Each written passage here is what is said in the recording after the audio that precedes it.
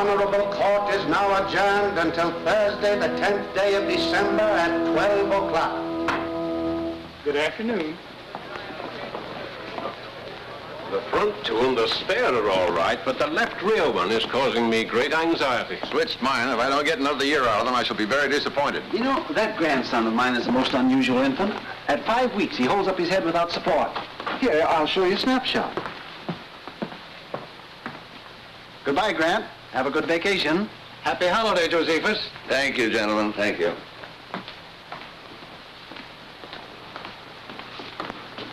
Mr. Justice? Well? Could we have a word with you, Justice Grant? Just a few questions. I stopped answering questions when court recessed about 3 minutes ago. What do you know about Come in. Here we go.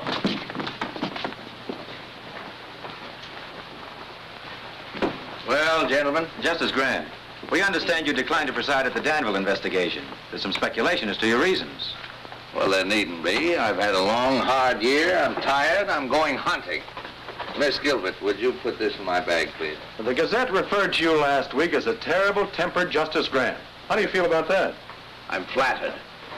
And this too, Miss Gilbert. where are you going for your hunting? Well, there are plenty of ducks and no reporters. Oh. When are you leaving? A moment after you do. Good day, sir.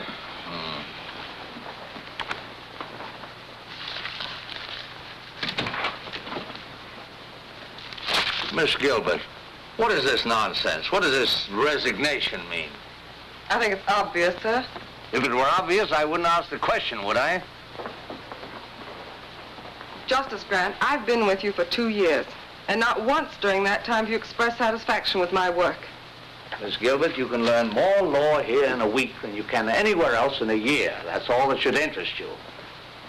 I don't feel that I have to constantly remind you that you're a brilliant young woman and that you have a fine future. Now, if there isn't anything else, can I go? Oh, you wanted to look over the Hale and Tryon opinion, sir. They won't be back from the printer till next week. Oh, yes, they'll need some revision. But I don't want to hang around here. Perhaps I can bring them up to you at Crown Court, sir. That'd be fine. No. You need a vacation, too. From me. I don't mind at all. Miss Gilbert, are you heaping coals of fire on my head? I wouldn't dream of it, sir. Oh, I'll wire you before I come. Thank you. And Miss Gilbert, Yes, sir. no one must know where I'm going. No one. I want to get away from courtrooms, investigations, lawyers, black robes, everything. Everything but ducks. Hundreds and hundreds of beautiful ducks. Beak, beak, beak, beak, beak, beak, beak, beak, beak, beak, beak. Beak, beak, beak, beak, beak, beak, beak, beak, beak, beak, beak, beak, beak. Hey, you! Wait a minute. I'm Orrin Todd's game inspector. Let's see your license. Yeah, just like I thought. Stranger in town, ain't you? This license ain't legal. Well, I just bought it yesterday at the state capitol. Yeah, I know, mister, but this is Crownport, and you gotta have a Crownport stamp on there. Well, I didn't know that. I'll get one tomorrow. Yeah, but it ain't gonna do you any good today. You know, I could haul you into court and let the judge slap a fine on you. But to save wear and tear on my tires, suppose I sell you one right here. It only cost you $5.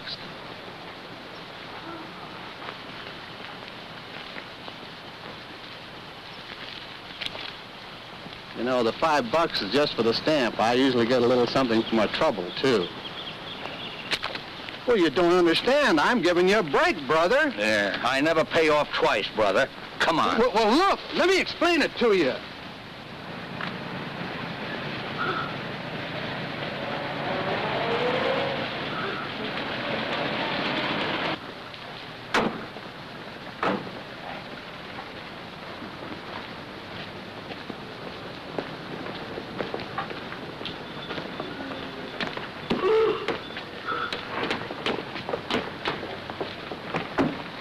Your Honor, it's not as though my client were trying to evade his financial obligations. Tom Cooney has been a member of this community for many years. And in all that time, his honesty and his responsibility has never been questioned. Now, he intends to make good the payments on these plows, but he's been sick, unable to work. Now, if the court could just grant him an extension... The law doesn't recognize good intentions. I shouldn't have to remind you of that, Mr. Adams. You're supposed to be a lawyer. But, Your Honor, am I not justified in asking the court's indulgence in this case? If you take Tom Cooney's farm tools away from him, you take away his only means of earning a living. Mr. Adams, this is a court of law, not an employment agency. Tom Cooney signed an agreement with Vincent Blackston of the Crown Port Auto and Supply Company.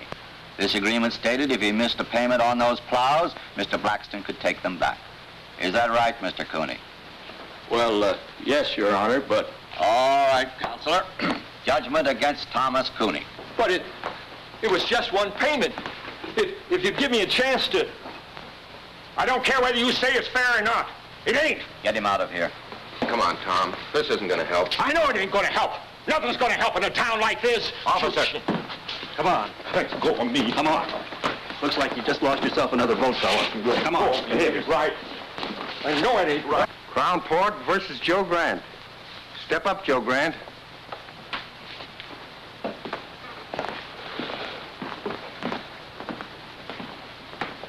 Name? Joe Grant. Shooting ducks without a Crown Port permit. I didn't get a chance to shoot. You were going to. Of course I was, you fool. That's why I bought a state license. We also require a Crown Port license, Mr. Grant. And ignorance of the law is no excuse. $100 or 30 days. Which one of you gentlemen do I pay? The clerk. Should have bought it from me in the first place. Save yourself a lot of dough. I assume that this $100 will permit me to resume my hunting without further interference. Your assumption is wrong. You still need a Crown Port stamp. And an officer enforcing the law is not interfering, Mr. Grant. As a judge, I advise you to be careful of your words. Next case. Crown Port versus Burton Line. Step up, Burton Line.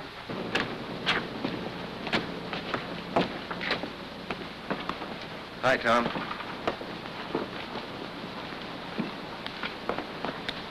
I'm sorry it turned out that way. Guess that's the only way it could have turned out. No, I thought we had a chance, but I guess I should have known. What are you going to do now? Farm's no good to me without tools to work it. Guess I'll lose it. The bank will start yelling for its money pretty soon. You know, Bill, sometimes it's just more than a man can stand. I got to think of something to do. If I could only... Yeah, I know, Tom, I know. Look, why don't you come by the office later on? We'll talk about it, huh?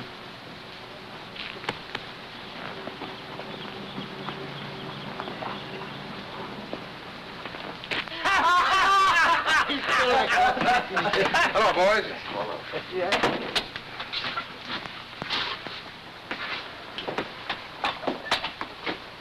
Shave, Homer. I hear poor Tom Cooney lost his case. Yeah. He'll probably lose his farm now, too. It's a shame. You know, Homer, that's what I like about the fellows around your shop. They enjoy the good things of life.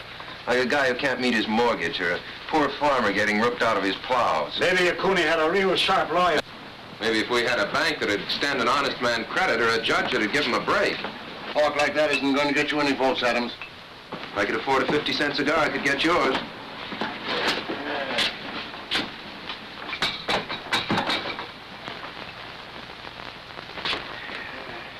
Just the shave. Sure, mister. Stranger in town? Yeah. Aiming to stay long? Long enough to get a shave. Great little town, isn't it, old-timer? Yeah, Judge Harkley really gave you a welcome, didn't he?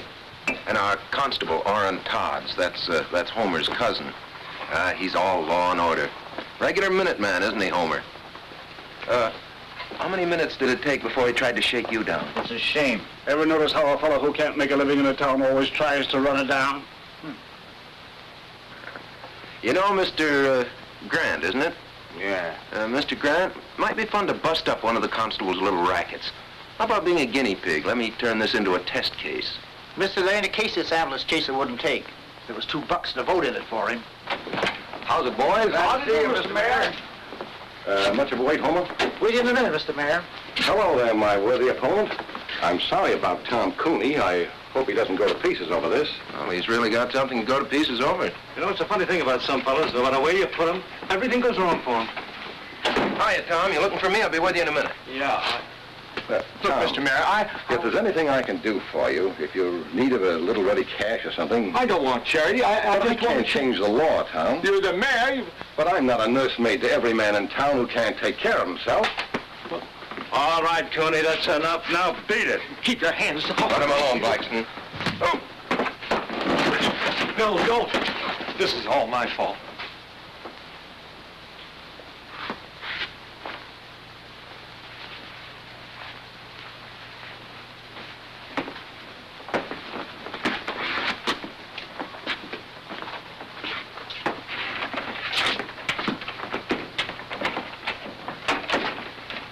I wish you hadn't had to do that, Benny.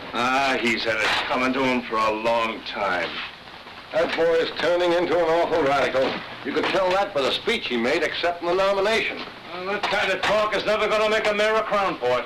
That's too bad. Nothing I'd like better than to see some bright young fella come along who could take my place. But Bill Adams... Take a man to fill your shoes, Mr. Mayor.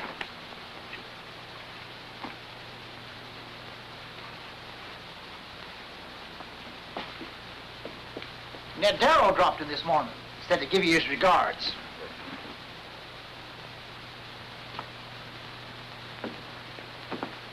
What's my bill? Just a shave? Yeah. 50 cents. Hey, mister, I said 50 cents, not a quarter. Guess you made a mistake, friend. No, you made the mistake, friend. You picked the wrong customer that time, Homer. First fella in 10 years ever flipped a bash on me.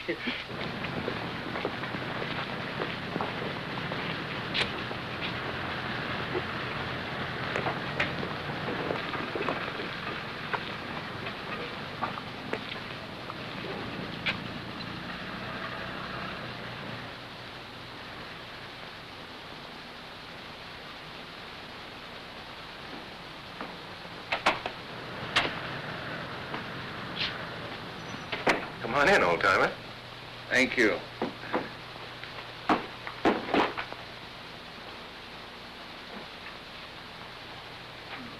Well, you interested in boats?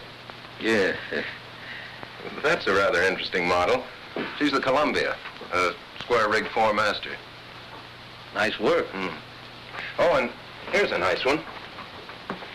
This is a barkentine. Form is square rig, the other mast fore and aft rig. Rather unusual. For sale? Oh, no. No, they're not that good. It's only a hobby, just for fun. I see you're running for mayor. Yeah. Sort of a hobby, too, just for fun? No, not quite.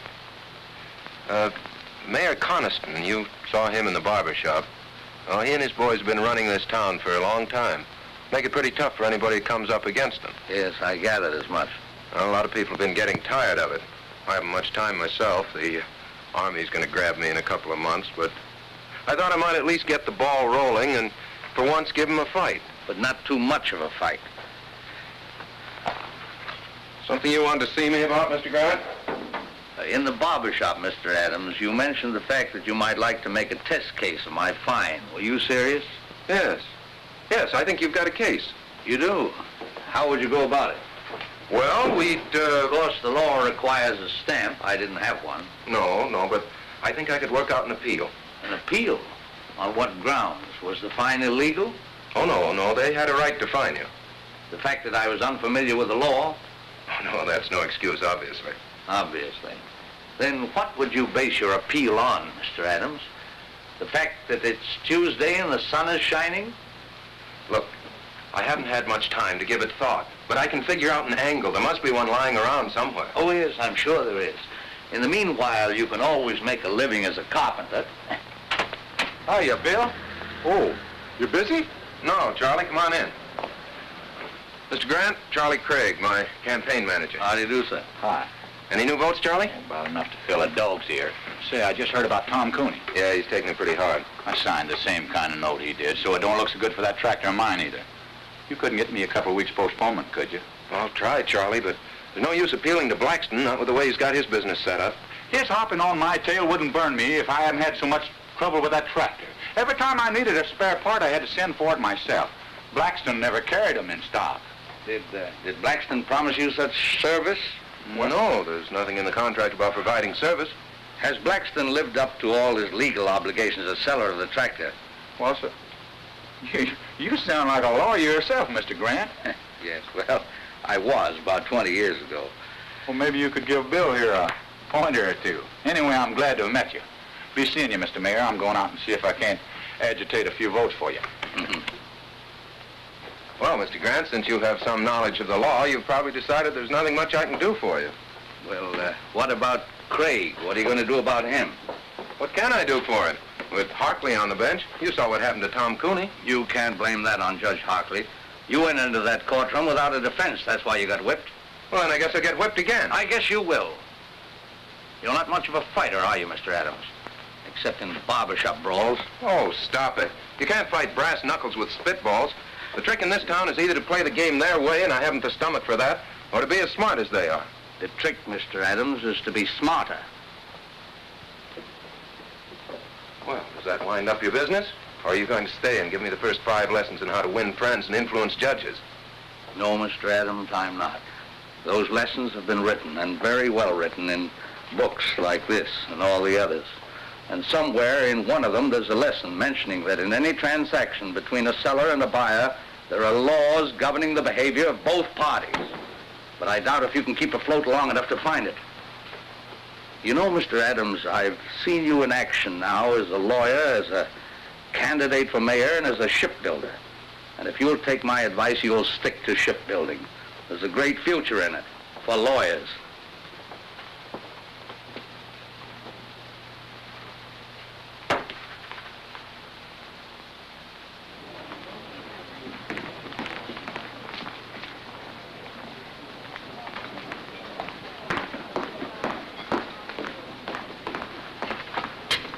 Excuse me, sir, for breaking in like this, but I think I found it. Yes, that covers it.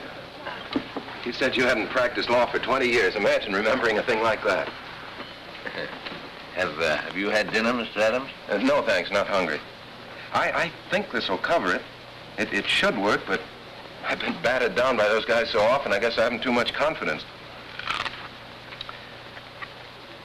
How long have you lived in Crownport, Mr. Adams? 28 years with time out for college and law school. Mm-hmm. Never established residence in any other state? No. You're sure of that? Well, of course. Well, we went to Mexico for a few months when I was 7, but... Did you file an income tax return for 1939 and 40? Well, sure. I didn't pay anything in 1940. I didn't earn enough, but I filed the return. And your figures were honest, correct, and would bear investigation? What? Why, of course they were. No, you're getting nervous, Mr. Adams. I'm not nervous. I'm merely trying... Yes, you are. You're flustered. You're raising your voice. Well, why shouldn't I raise my voice? You've as good as accused me of falsifying my income tax. I've accused you of nothing, Mr. Adams. Now, look, I don't know what you have on there, but I want to tell you that... Take a look.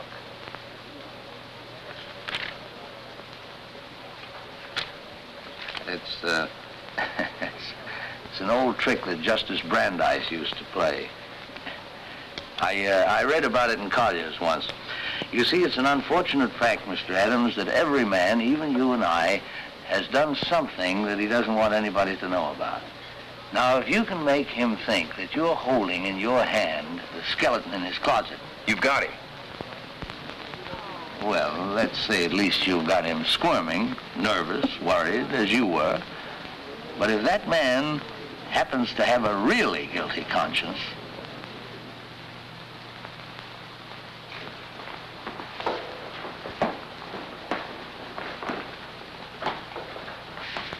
name is Vincent Z. Blackston? Yeah. Tell me, Mr. Blackston, what does the Z stand for? Do I have to answer that, Your Honor? What can be your objection? Surely you have nothing to hide. Well, the Z... Well, the Z stands for Zephyr. It's a family name. Zephyr? Means a little wind, I believe.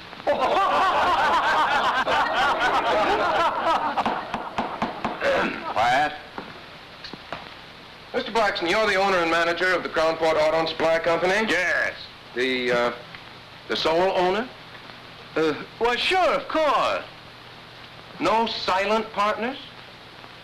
No. Well, of course, there are people. Oh, then you're not the sole owner. I didn't say that. I just It said... seems very strange to me, Mr. Blackston. You don't know whether you own your own business or not. I object. That question is irrelevant, immaterial, and calculated to confuse the witness. Objection sustained. Counselor will restrict himself to the facts bearing on this case. Mr. Blackston, your company sells most of the used cars and tractors in this town. Almost a monopoly, isn't it? I do the most business because I sell my stock at the lowest prices. That's not monopoly. That's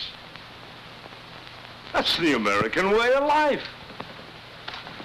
Tell me, Mr. Blackston, carry spare parts for your customers? Sure. Do you have in stock at this moment piston rings for the 1938 tractors you sold in this town? Well, Mr. Blackston? Well, no, I don't. Oh, then you don't carry all the spare parts your customers might need. Well, I can always get them if they need them. Yes, but sometimes your customers have to wait. Sure, it takes 2 weeks. If I ain't got them, how can they have them? An intelligent answer, Mr. Blackston, and an honest one. One which will require the court to enter judgment against you in this case. Will Counselor explain that statement? Certainly, Your Honor. Motor Vehicle Laws, 1919, Chapter 174, Section 52. The sale of any automobile or any other automotive vehicle is void unless the dealer carries in stock at all times and on demand parts that may be needed to repair the particular make of vehicle. Will you let me see that reference?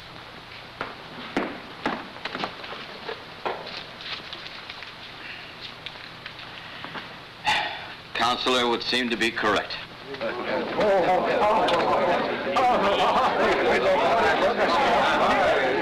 You put it over, Bill. Say, this will take care of Tom Cooney, too. You're telling me.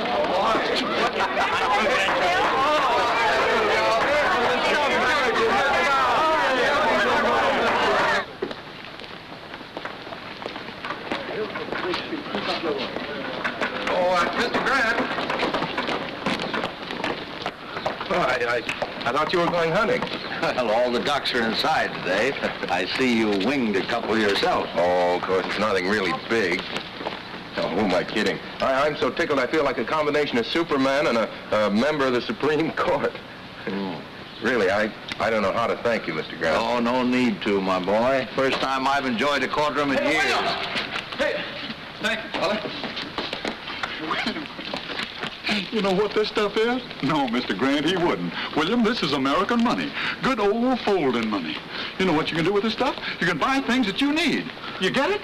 Yeah, but what I don't get is where you got it. Well, seeing Blackston get trim warmed some hearts and unloosened a couple of purse strings. The boys have kicked in for your campaign fund. You know what we're going to do with this beautiful stuff? We're going to get some posters printed, great big ones. The kind that look you right straight in the eye and follow you around.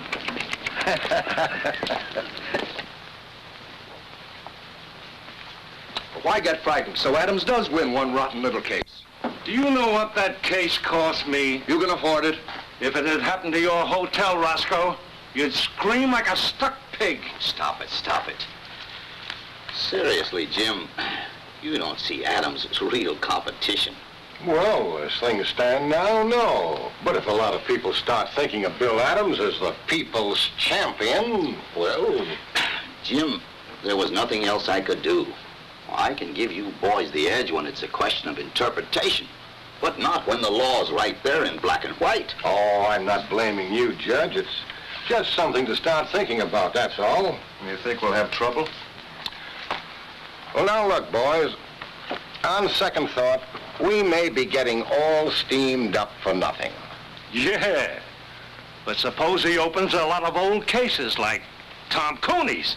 I think you've got something there, Zephyr. We'll just have to show the boy that he's wrong.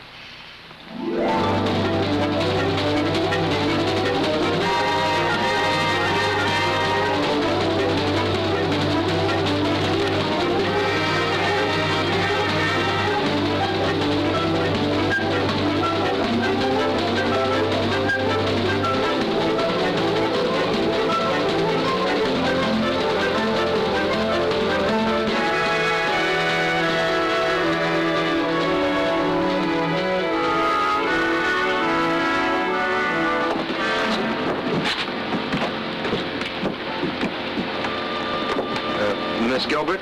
No. Miss Gilbert? Yes? Oh, that's better. That's much better. I'm Bill Adams. Mr. Grant asked me to meet you. Yes, I know. Here, let me take that. The car's over here.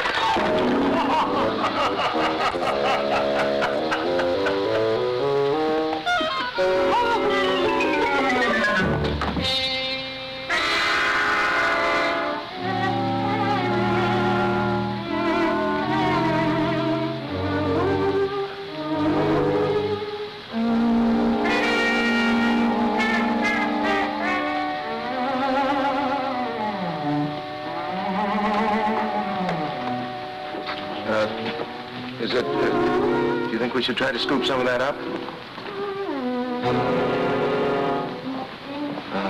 No, I guess not, huh? Well, everything seems to be under control, but... Would it be all right with you if we went to your car now? The car? Oh, no. No, yes. Right here.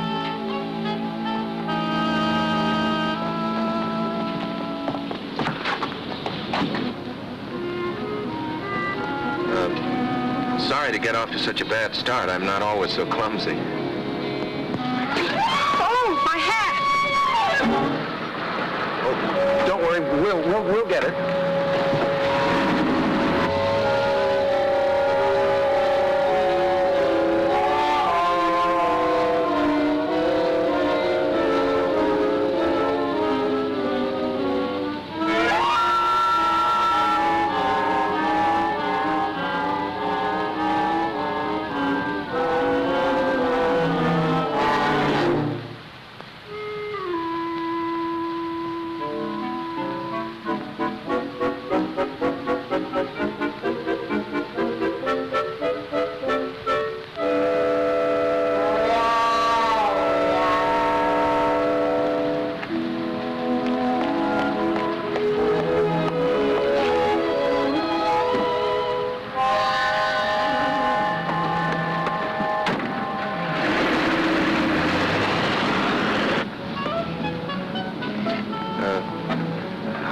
Have you worked for Mr. Grant?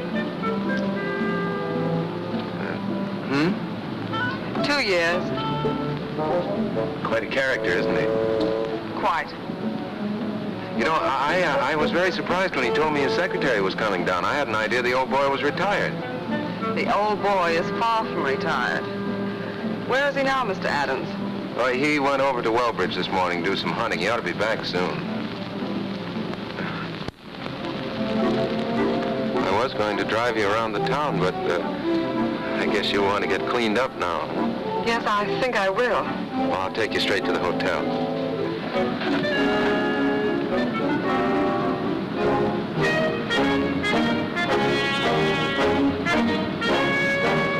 You are running for mayor? Mm-hmm. Surprised?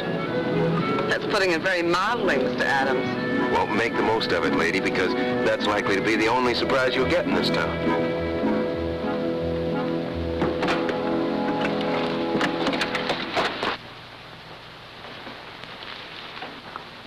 Who's the girl with Adams? Don't know. What difference does it make?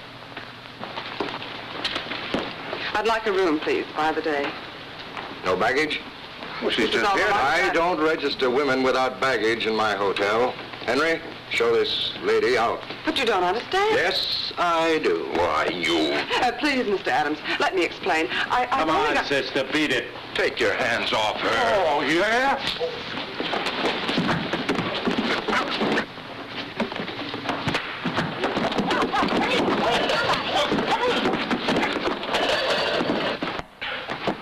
Nice work, pal.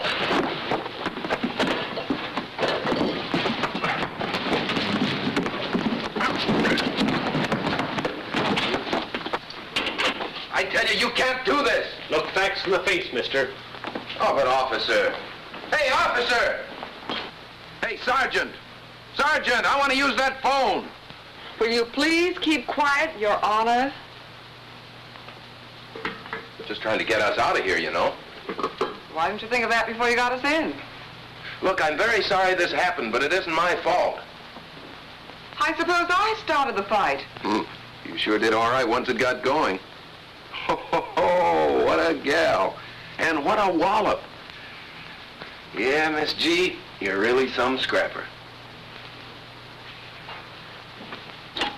Say, Roscoe Swade asked me to call you, Judge. We've got Bill Adams in here with a dame, assault and battery. How long do you want us to hold him here? Oh, just let them stew for a while, Sergeant. Adams will probably want to get in touch with me. Oh, he does, huh? Well, I'm out of town. You can't reach me anywhere. That's right. Overnight.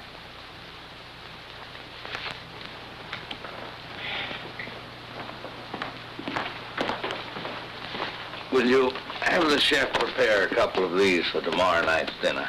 And I'll have my key, please. Yes, sir. What room did you put Miss Gilbert in? Gilbert? Gilbert. There's no Miss Gilbert registered. Well, that's strange. Anything wrong, Mr. Grant? Why, yes, I was expecting my secretary today. Mr. Adams was to have met her. Your secretary? Yeah. Miss Gilbert, Miss Lucy Gilbert. Have you heard from her? Oh, no, not exactly. Well, that is, she was here, but... Where is she? Well, Mr. Grant, you see, we had a little trouble. And... Where is she? She's with Adams in the county jail. Well, you get them out of there, and fast. Yes, sir. Yes, sir, right away. Bertie, get me Judge Hartley, quick. Yes, sir.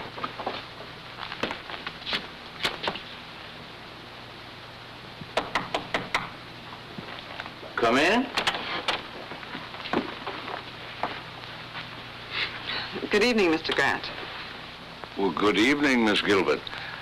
I'm sorry I couldn't meet you at the station.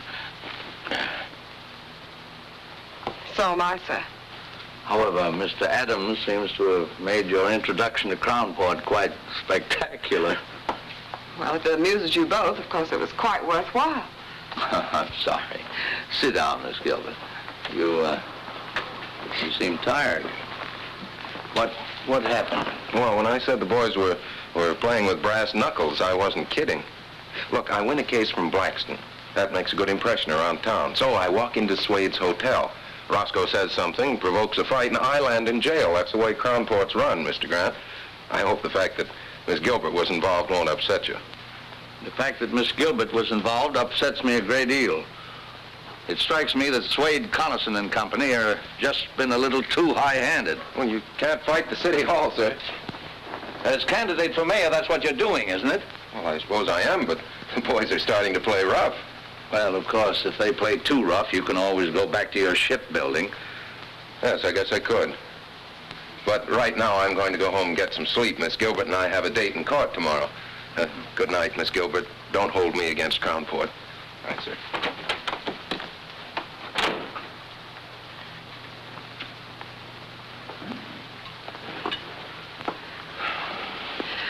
Your notes, perhaps you'd like to go over them. I gather somehow that you're not very much drawn to Mr. Adams. My personal reactions to him aren't important, sir. Well, I wouldn't be too hasty. He attracts too much trouble. He certainly does. His whole approach is wrong. He shuts his eyes and wades in and slugs. But he has good stuff. Do you think it wise to get involved with his problems? After all, you are on your vacation. Oh, I'm not involved. I'm just trying to give the boy a push. Come in. May I turn your bed down, sir? Oh, yes, certainly. Good night, Mr. Grant. Good night. Oh? Oh, I'm all right. Good night, Miss Gilbert.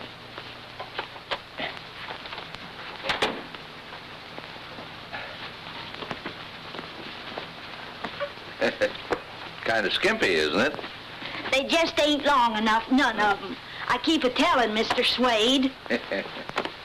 Well, there, that'll have to do. Good night, sir. Hope you rest well. Thank you.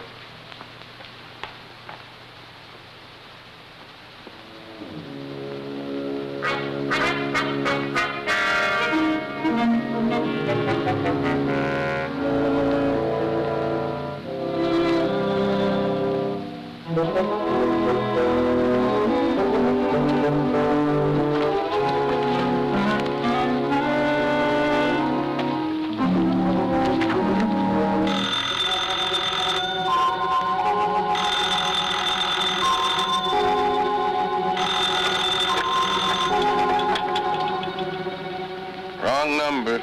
Mr. Adams, wake up. This is Mr. Grant. What? Wait a minute.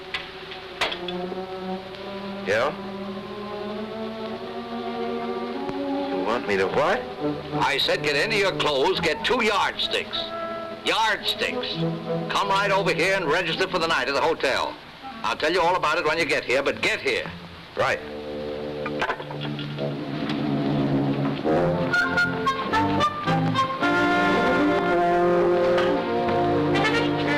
Roscoe?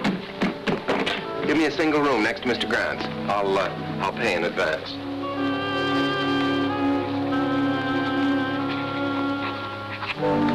$413. What's the matter, Roscoe? You don't seem at all happy to see me. I brought my luggage, too.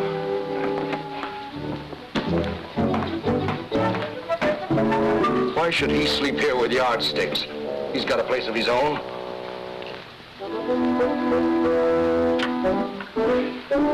Hello.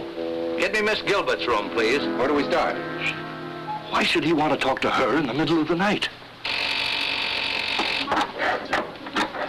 I don't know, but... It's Grant. Yes, Mr. Grant. Yes, sir. Right away. He wants a bellboy right away. He wants to send something to Miss Gilbert's room. They're up to something. I know they are. Henry.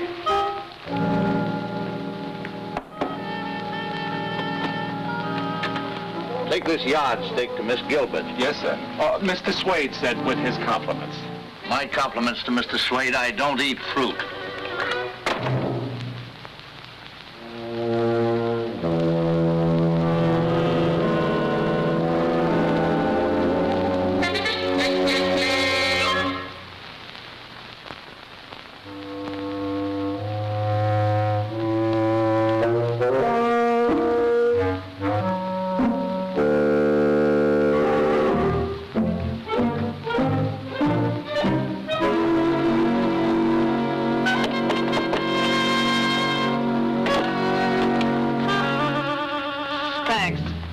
Wait a minute, miss. I've got a bowl of fruit for you. Mr. Swade said with his compliments. My compliments to Mr. Swade. Tell him I've lost my appetite.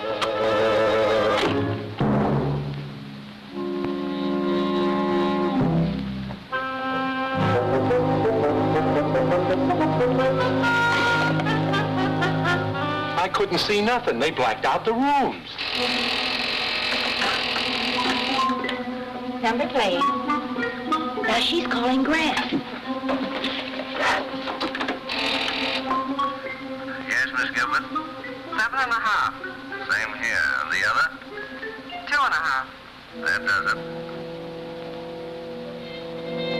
Maybe it's a code.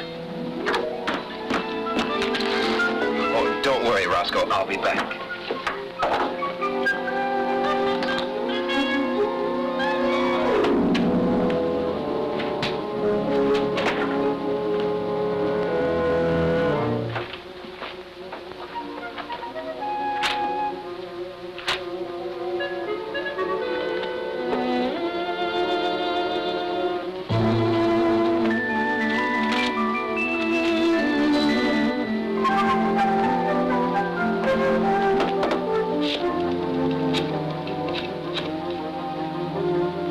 Suade's hotel? Give me Mr. Grant's room. Mr. Grant, you were absolutely right. It's 9 and 2. Yeah, I'll be back in a minute. Oh, I think Mr. Suade's going to be a little sorry tomorrow that he's bringing those charges against us.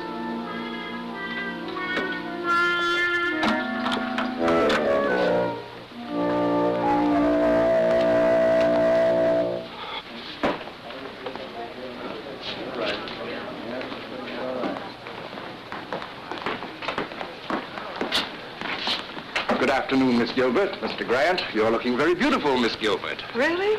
I didn't sleep at all. Probably nervous exhaustion due to the unfortunate experience you underwent yesterday. Ever spent any time in jail, Mr. Suade? Ever been sued for false arrest, Mr. Suade? Miss Gilbert, I've made up my mind to drop the complaint against you.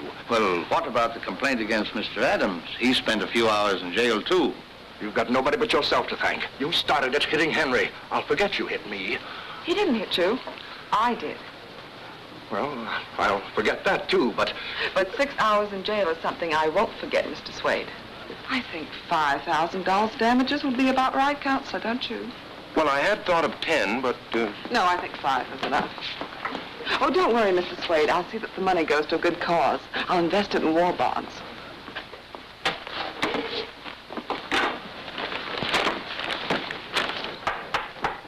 Court is now in session. Judge Hartley presiding. Case of Suade versus Gilbert and Adams.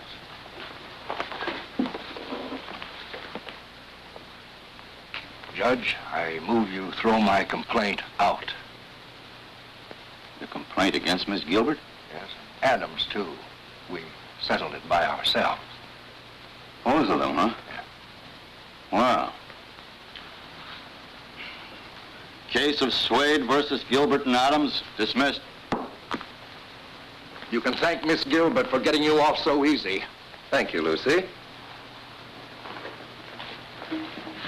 Oh, Roscoe. Just a minute, Roscoe. We're not quite through yet. Joe, serve the papers on Mr. Suade. Roscoe Suade? What are you talking about? I took it if I dropped my suit against you, you'd drop yours against me. Relax, Roscoe. This is another suit. Your Honor, I find that in the management of his hotel, Mr. Suade is in violation of several important laws. Oh, what are the charges? I brought the evidence with me, Your Honor.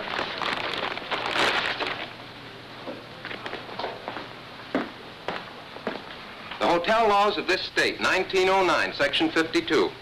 All sheets provided in all hotels, hostelries, inns, or lodging houses shall be a minimum of 9 feet in length.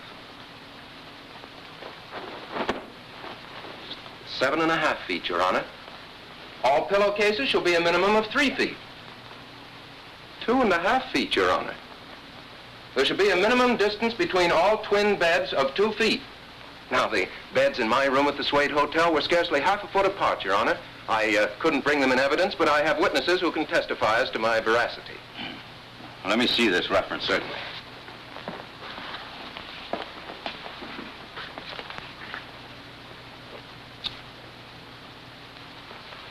You'll be sorry for this. You wait and see. Will the court warn the defendant that threats and intimidation are punishable by law?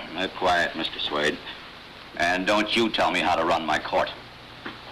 The law provides a fine of $50. For each offense. Are you prepared to face these charges at the present time? Yes. You plead guilty? Yes. And pay the clerk. Nice work, Counselor. Congratulations. Thank you.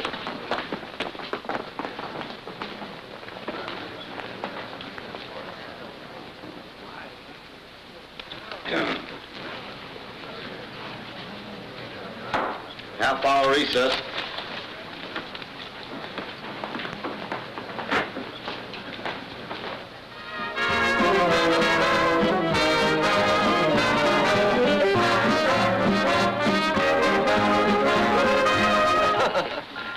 Well, this couldn't by any chance be a little gift from Mr. Suade. I thought we might end our celebration in style. What vintage is that, miss? California, 1938. Here, I'll do it, miss. tell I'm an amateur, the bottle resents me. Well, it's hot anyway. You. To the next mayor of Crown Port. Yes, who's learned to use his head and his law books. Well, to my routing section. I think you're on the right track, Counselor. You keep the Connisons busy on the little things, and they won't have time for the bigger ones. Neither will I. Well, I think I'd like to do a little hunting in the morning, if you can keep your life fairly quiet for one day. Well, I'll try. Lucy might keep an eye on me. That'd help.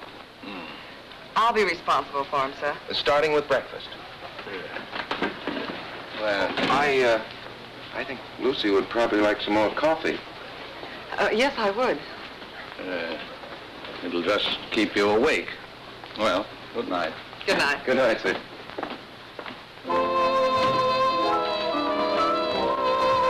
More coffee?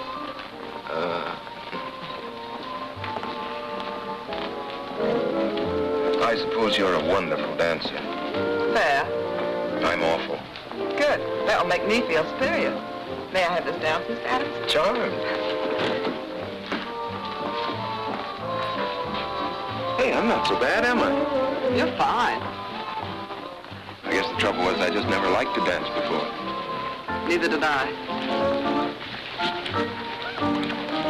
You know, Lucy, Crownport's not such a bad little town. It's got a lot of nice people in it. You've just seen the worst side of it. Like you?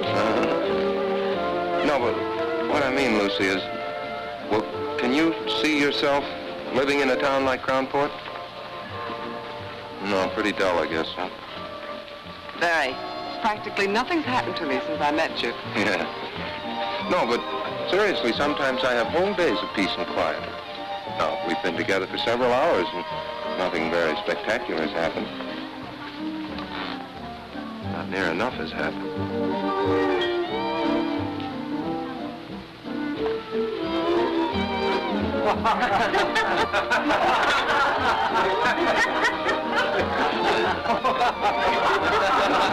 Let's get out of here.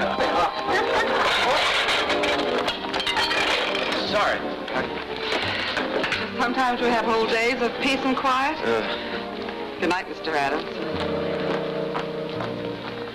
Oh, that date for breakfast still stands. Good night, Bill.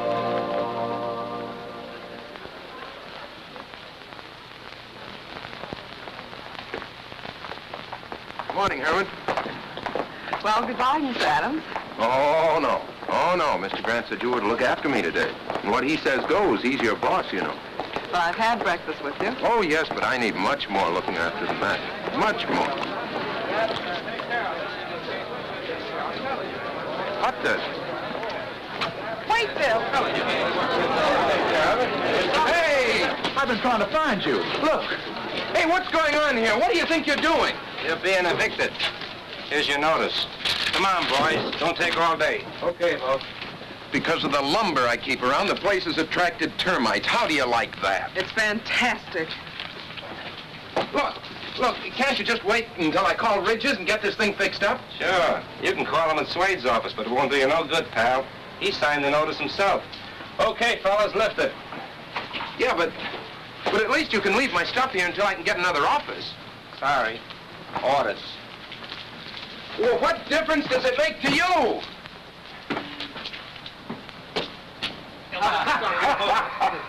Oh, boy. Where's your telephone? Hi, over there. Thanks.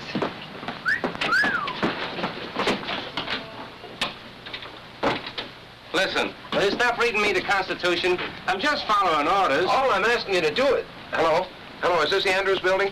Give me the superintendent, please. Miss Gilbert! Miss Gilbert! I've been looking for you, Mr. Grant. They're evicting Bill.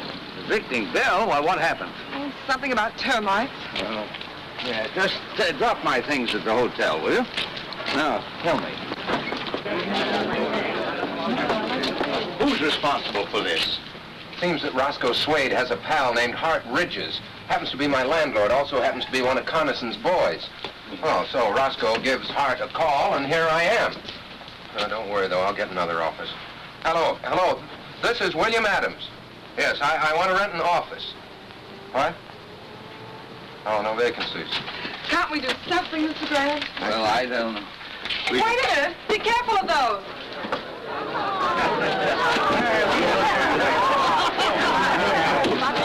No vacancies at all, huh? I see. Not an office in town, not even a loft. Oh, those boys think of everything. Coniston? Are you sure? Who else? It's too clever for anybody else. Let me stay there with you. Who's Bill Adams? Do you mean Mayor Adams? I'm Bill Adams. What do you want? Electric company. Got orders to discontinue service. Efficient, aren't they? You'll find the box in the back. Okay, thanks. What's the matter, Mr. Mayor? Can't you pay your bills? You shut your mouth. I'll shut it for you. Oh, no, Tom, no. That's what they want us to do, so let's not do it. Why not use my sitting room as temporary headquarters? Oh, well, that's awfully nice of you, Mr. Grant, but I couldn't do... Why not, Bill? You're not going to let them put you out of business, are you?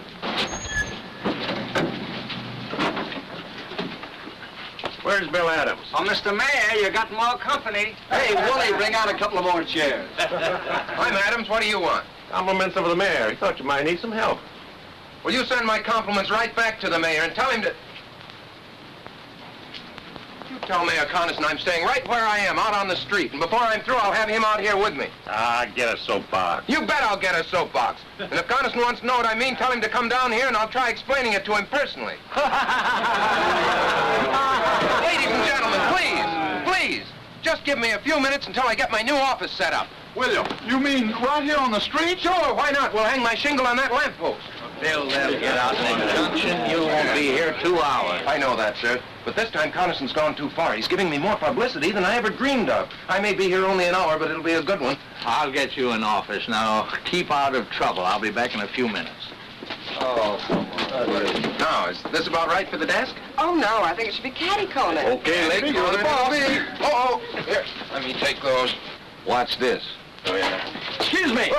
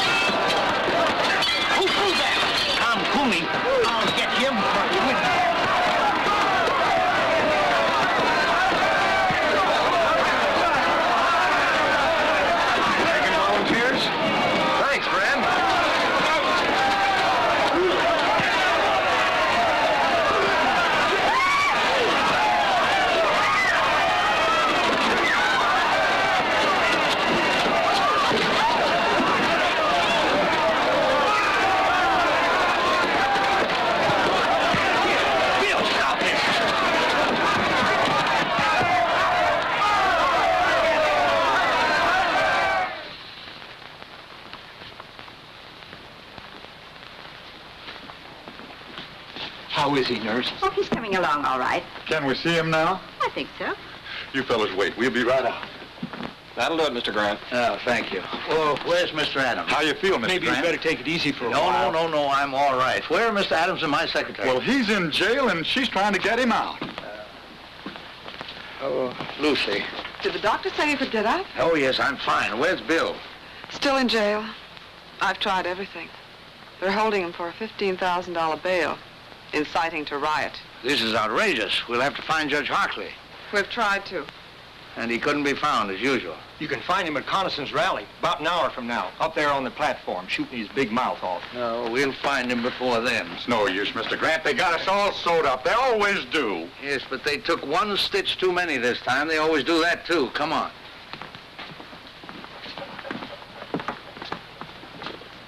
Do you think you should? I've got to get the boy out of jail. I'm glad you feel that way, sir. Yes, well, let's not keep Judge Hartley waiting, huh?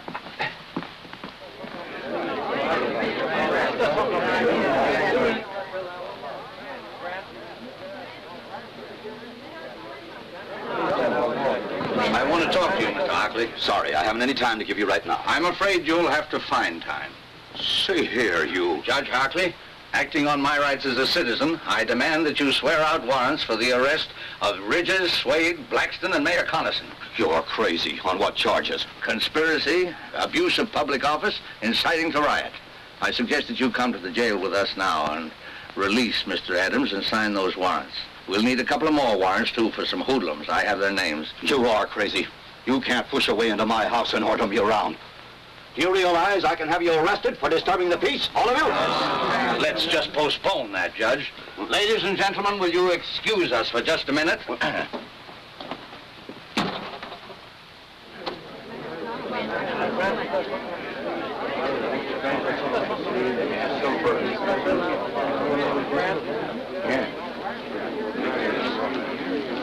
Ladies and gentlemen, I have persuaded Judge Hockley to change his mind.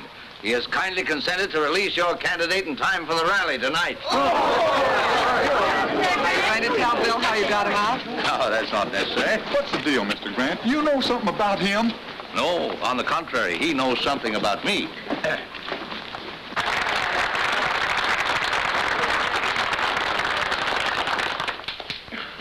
Ladies and gentlemen, I mean my friends. For a long time, I've been hoping a man would come along, a young man. Because like I always say, the future of our great country belongs to the young folks who could take over and give us old folks a chance to sit back and take things easy. Well, this year I said to myself, Jim, maybe this Bill Adams is the fella. But he dashed my hopes and prayers to the ground. I saw that he's not the man we've been waiting for. That he's nothing but an agitator, a troublemaker, stirring up neighbors against each other. He said he'd be here tonight. I wish he was. I hoped that when I got up to talk, he'd be here on the platform with me to debate with me the issues so close to our hearts.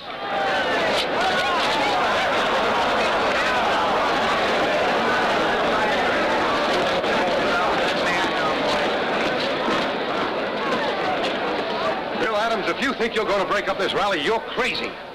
Did you let him out? Mr. Mayor, well, Chief Perkins here, he's got a warrant for your arrest. And for the arrest of Blackston, Ridges, and Swade. Take your hands off me. Jim, I couldn't help it. Honestly, you just better come along. Attention, please. Quiet, quiet, everybody. My friends, I never thought he'd dare do this. But you can see for yourselves now to what lengths this radical will go to sabotage a peaceful meeting of the people. But I'm calling his bluff. I'm going to make him bring out the witnesses to prove this. As mayor of this town, I got a right to call a special hearing, and I do. So the issues will be clear when you go to the polls to vote tomorrow. You'll be sorry you ever started this.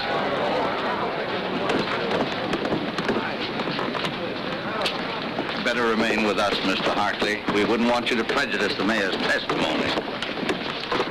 Any place there, folks. All right, find a seat and sit down. Sit down.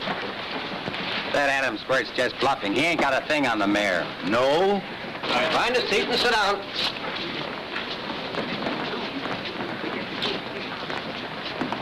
Mr. Grant, I still don't understand.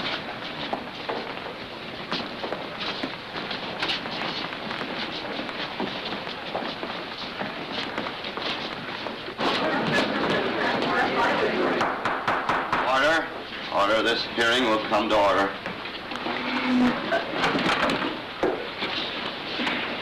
Judge Hockley, my friend, I'm not on trial here. Bill Adams has made accusations against me. He's had a warrant sworn out for my arrest. This is a hearing to show you that he has no proof of anything he says. That he's trying by a cheap trick to win an election he can't win by fair play. Judge Hockley.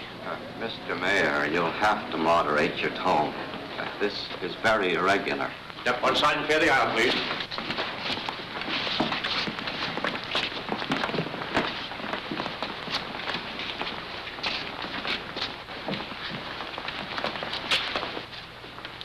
Mr. Connison, it's true that you are not formally on trial here.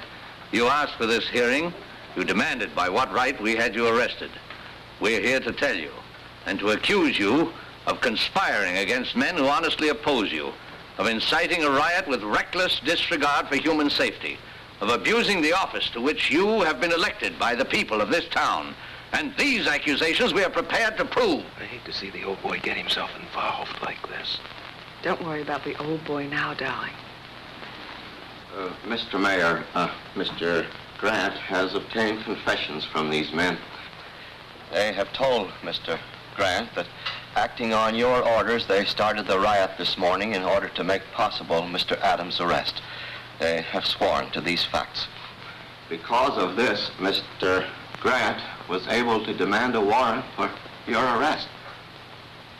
Mr. Grant swore out a warrant for my arrest.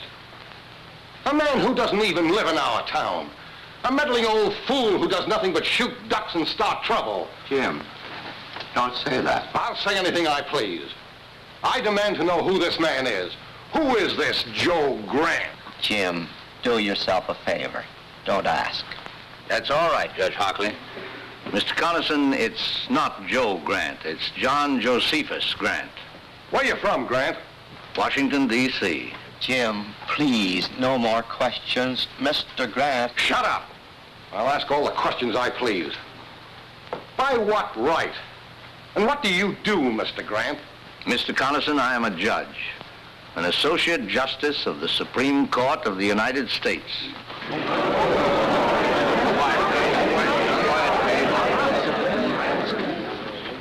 Mr. Connison, you have asked by what right I've interfered in this situation. Do you still want an answer? Justice Grant, would you care to... No, thank you. Bill! Oh, just throw some water on him, Lucy. He'll be all right.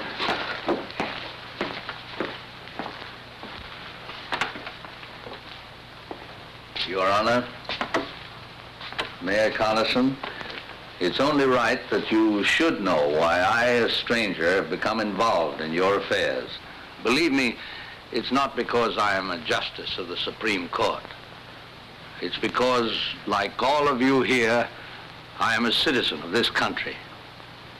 That is no little honor. Men have fought revolutions, have died to be called citizen. And as citizens, we carry a burning responsibility. It means that when we elect men to public office, we cannot do it as lightly as we flip a coin. It means that after we've elected them, we can't sit back and say, our job is done. What they do now doesn't concern us. That philosophy of indifference is what the enemies of decent government want.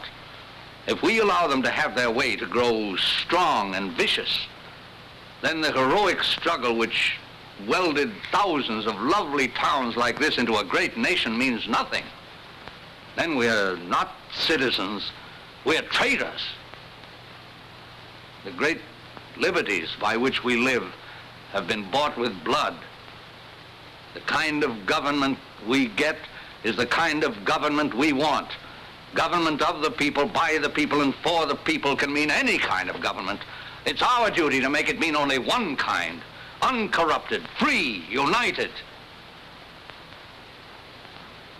I believe, Mayor Connison, that I've answered your question.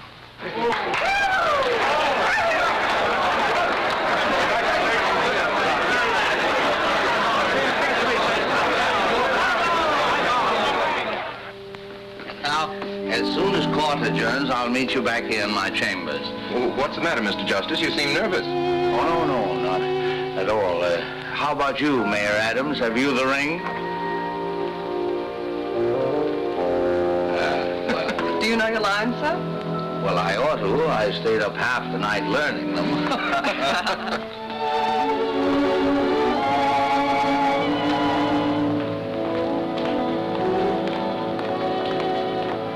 there, Grant. Oh, I'm glad to see you. Thank you. You're looking fine, Josephus. How was the hunting? Oh, best I ever had. Good morning, Your Honor.